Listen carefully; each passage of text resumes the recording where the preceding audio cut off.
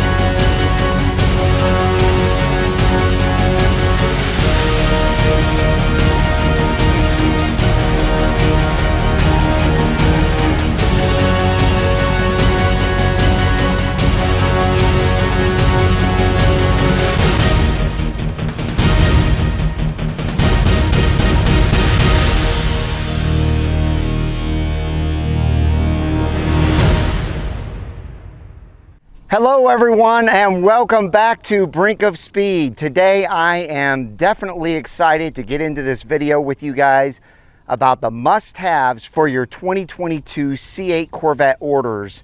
But before we do so, if you enjoyed my last video like this for 2021s, make sure and give me a big thumbs up, as that helps break the YouTube algorithms and helps support the Brink of Speed channel, just like my thumbs up squad has been doing for a long time now. Thank you so much, thumbs up squad. Also, if you don't want to miss a single video like this and all of the new content coming to Brink of Speed, make sure you smash that red subscribe button and the bell for notifications when new videos are uploaded. All right, let's get into the video. All right, so the first thing that I think is a definite must-have is the 2LT package. Now this 2LT package is going to run you $69,495, which is a difference of $1,200 from last year's model. Now what you're going to get with this 2LT package is the front camera system. This is one of the biggest reasons why I believe this is absolutely critical to get 2LT. With that front camera system, you always make sure that you're not going to scrape your front splitter, or even worse than that, if you don't have a front splitter, that bumper right there. Now, another thing about the 2LT is you get the head-up display, which you can see is right there, and you will be seeing on the screen right now how that works. That is an amazing feature that allows you to keep your eyes on the road, obviously. The rear view camera mirror is extremely important, and as you can see, that right there is your rear view camera mirror, and you'll be seeing on the screen how that works. It's my favorite feature out of all the 2LT features. The blind spot protection is also an excellent feature right there on both sides. Those turn yellow when there's a car next to you. Your navigation and PDR screen right here, which is an amazing feature because you can set up your navigation to tell you where to go, but also you can set up that PDR to record at all times. Most people think the PDR is just for racing, but that's not true. Most people use it on a lower setting. It records 100% of the time while they're driving, and it's a front-facing camera right here that allows them to record if there is an accident in front of them or if they get in an accident in front of them. So a very, very great feature on the 2LT. Also, on these seats, whether you get GT1 or GT2, it gives you the ability to have 3 options, not just these 2 settings, but you also get the lumbar support and the bolster raising up and down. You also get the heated and cooled seats. And everybody knows that I love my cooled seats. That is a feature I would not want to do without. Also, you get the heated steering wheel, which is right here on the steering wheel. You press that, and I'm telling you right now, in the winter, when I do drive this and it's a little bit cool out, that is a lifesaver. So those are the reasons why I believe you need to get 2LT for starters. The next must-have is right here, and that is a painted engine cover. Obviously mine is not from the factory. It is specially customized, so it's 3 different colors. But you can get an edge red engine cover like I'm showing right now on the screen, and it completely changes the inside of your engine bay.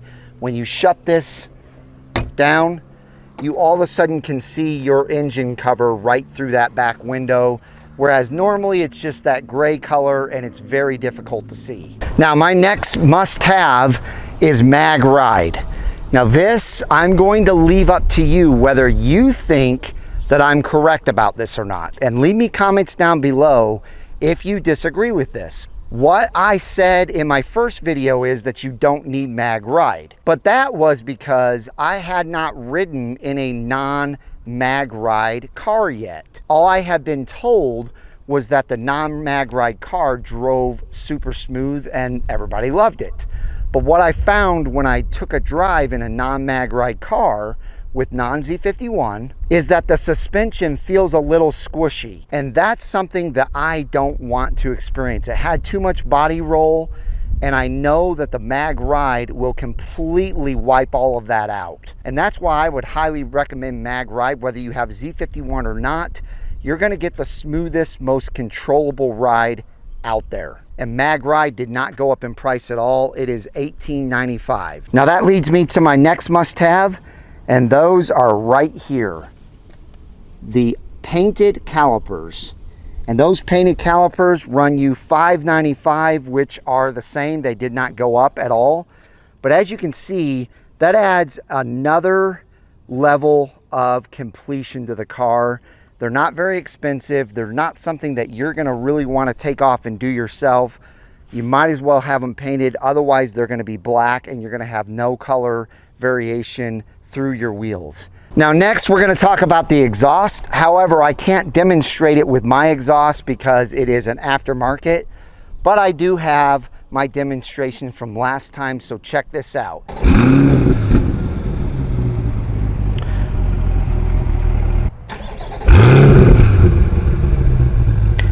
I would highly recommend it because, as I said in the first video, most people are not going to go and get an aftermarket exhaust put on their car after they buy it. Even if it doesn't sound the way they want it to sound, they're just not likely to do so.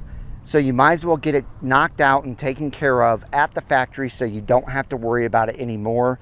That factory exhaust sounds amazing when you get the MPP.